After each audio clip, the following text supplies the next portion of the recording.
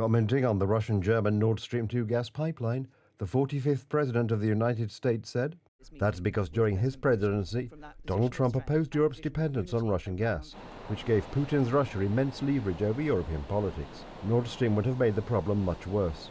I believe that Germany is going to be getting Up to 70% of Germany's energy will come from Russia. How can you act from a position of strength when someone has such power over your country? You have given away all your power. I think it's very bad for Germany, and I don't think it's good for NATO. when somebody has that kind of power over your country. Back in 2019, the administration of President Trump imposed sanctions on the Nord Stream 2 pipeline under construction, including the companies involved in the project. As a result, the Swiss company Allseas withdrew its 2 seabed pipelaying vessels from the project. Despite protests from Berlin-dominated Brussels, the sanctions brought construction to a halt. One były niezwykle skuteczne. They were extremely effective. Companies from all over the world, although not directly affected, fear that if they were in the immediate vicinity of those interested in this investment, sanctions would inevitably befall them.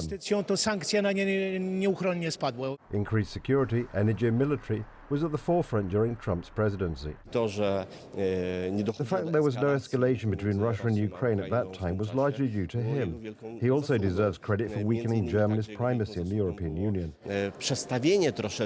Gas supplies from American shale, initiated by President Trump, had begun to arrive in Europe. And US military presence had been strengthened on the old continent, including Poland. Under Donald Trump, NATO began to discuss and make concrete decisions to make Central and Eastern Europe as important an area for NATO as Western Europe. Except that in 2021, after Joe Biden took over the US government in April, a decision was made to withdraw United States troops from Afghanistan, and a month later, United States sanctions on Nord Stream were lifted, supposedly in order to rebuild relations with European allies. This was, of course, about the German economy, a beneficiary of the flow of cheap gas from Russia.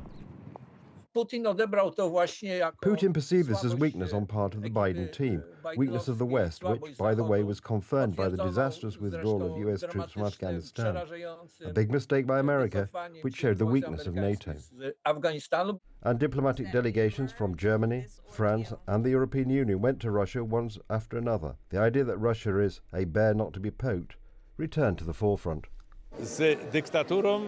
You have to talk to dictatorships from a position of strength. The fundamental mistake of Western democracies is starting with appeasement, engaging with a lot of good faith.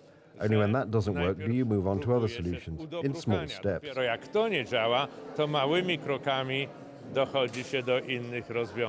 2 years ago, after the start of the full-scale Russian aggression against Ukraine, it turned out that Donald Trump had been right. Trump is a champion of common sense. And in the meanders of complex politics, especially global politics, as we know, this common sense is increasingly scarce.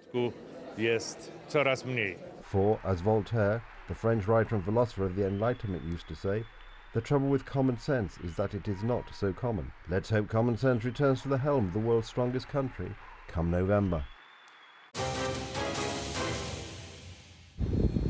Hospitals are restricting treatment, closing wards, and running out of money for treatment. This is the situation of medical institutions in Rzeszów, Lubaczów, Warsaw, Krotoszyn, and Żywiec, among others. Instead of solving the problem, Minister Leszczyna is fighting with hospital directors.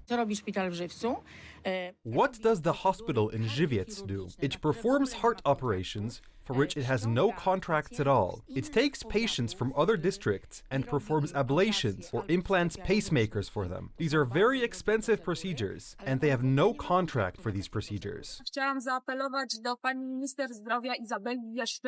I would like to appeal to Minister Leszczyna not to mislead the public. I would like to refute the information recently given to the media regarding the Żywiec Hospital. The Żywiec Hospital has a contract with the National Health Fund for the cardiology department, including the performance of procedures, ablations, and implantation of pacemakers. I have this contract in front of me, and I also have the catalog of services as an attachment, where the procedures that the hospital can perform are directly written. Problems in the healthcare system are piling up, even though they were supposed to disappear after the new government took power. These problems will disappear as if by magic. So far, Money for healthcare is disappearing and patients are suffering. When hospitals and maternity wards are closed, how can people travel 100 kilometers? There will be longer queues because, in my opinion, healthcare is not being managed professionally. The Supreme Medical Council has appealed to the government for extra money for the National Health Service because of the dramatic situation in hospitals. The Presidium of the Supreme Medical Council appeals to the Minister of Health to ensure that, in 2024, hospitals will be provided with funding for health services provided over and above the lump sum, i.e., life-saving and hospital services resulting from urgent medical indications. The opposition asks, where is the funding for healthcare? How much money is missing from the coffers of the National Health Service? 5 million patients with simple referrals are waiting in clinics today, and the minister is not here today. Could the Minister of Finance tell us where the money is? Where are the funds for healthcare? They spent billions on TVP. In December, we had 14 billion zlotys left over. Today, they claim that the coffers are empty. Brakuje nam do tego, żeby zapłacić. We are short of funds to pay for overperformances this year by about 5 billion zloty. Unfortunately, this amount may be higher. Hospitals in 11 provinces are waiting for money from the National Health Service for so-called overperformances. In this situation, some get more preferential treatment than others. The hospital in Częstochowa, the so-called Parkitka Hospital. From this hospital comes the Vice President of the National Health Service and the Director of the Office of Minister Leszczyna. And this is the only hospital in Silesia, of the large ones, that offer this endoprosthesis, that has received additional money for so-called overperformances. And it was supposed to be so nice. The doctors themselves should call the patients and ask about their health. Each of you will have a responsible doctor, in whose interest it will be to call you and check that you are healthy, and not that you call him and tell him that you are sick. He will be the one to call and order preventive tests for you. He will refer you to a specialist. Unfortunately, Speaker Hołownia's utopian vision has not come to pass. So far, hospitals are calling to cancel planned treatments. What is the reason for the collapse of healthcare? The problem is that Mr. Donald Tusk, as he always does when he is Prime Minister, is skimping on money for healthcare. It is hospitals' job to treat patients, and the government's job not to make it harder for them to do so. The Polish National Health Fund's financial problems affect the availability of services for patients. It seems that those in power have forgotten that, when it comes to the lives and health of Poles, you must not save money. Another effect of the introduction of the Russian world in Ukraine. This time, a residential apartment building in Kharkiv. 2 victims. According to the Russians, a military target was neutralized. Ukrainians are looking into the near future with concern. Winter is coming. Many areas are without electricity, water, and gas. NATO must and will do more to help Ukraine. Russia continues to carry out massive strikes against Ukraine's critical energy infrastructure. Ukraine could be facing its toughest winter since the full-scale invasion began. All the more so because Russia will strike again. There has been no major airstrike for several weeks.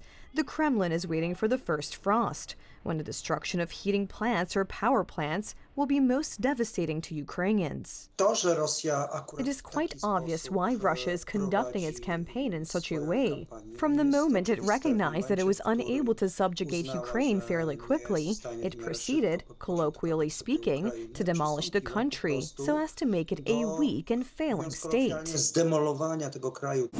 The Ukrainian president is looking for possible solutions. The situation at the front and increasingly scarce supplies of Western equipment draw a grim picture of the conditions under which the president will come to negotiate a ceasefire.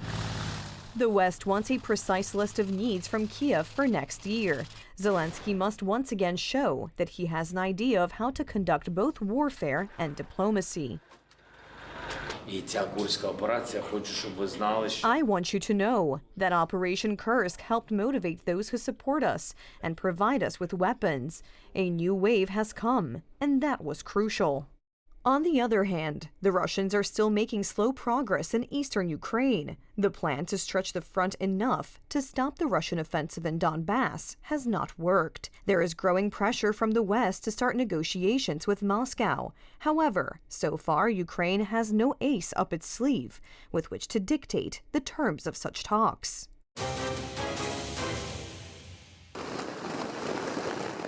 The Florida coast. Here no one says that the forecasts are overly alarming. Here no one estimates the threat, and it is enormous. We urge you to execute your plan now. Let's prepare for the worst, and let's pray that we get a weakening and hope for... What threatens Florida? Winds blowing at speeds of up to 250 kilometers per hour, massive destruction, and the threat to people's lives.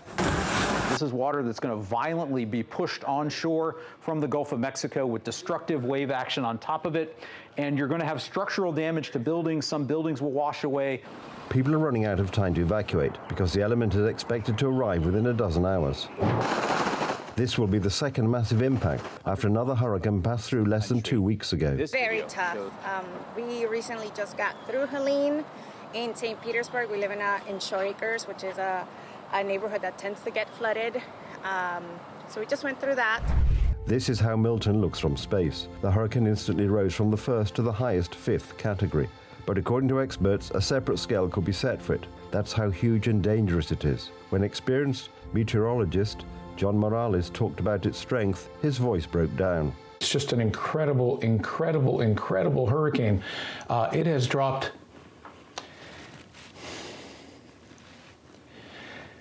It has dropped 50 millibars in 10 hours. I apologize. This is just horrific. Imagine this, 9 feet.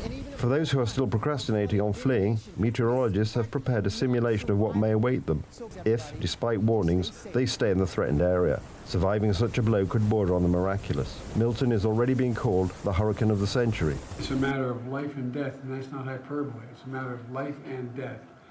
So let me add that FEMA has provided 300 ambulances to move people who can't move themselves out of... But Americans aren't the only ones preparing for the elemental impact. The torrential downpours brought by Hurricane Kirk are already hitting French residents hard. These are the flooded streets of Marseille. In other cities, the rainfall was even heavier.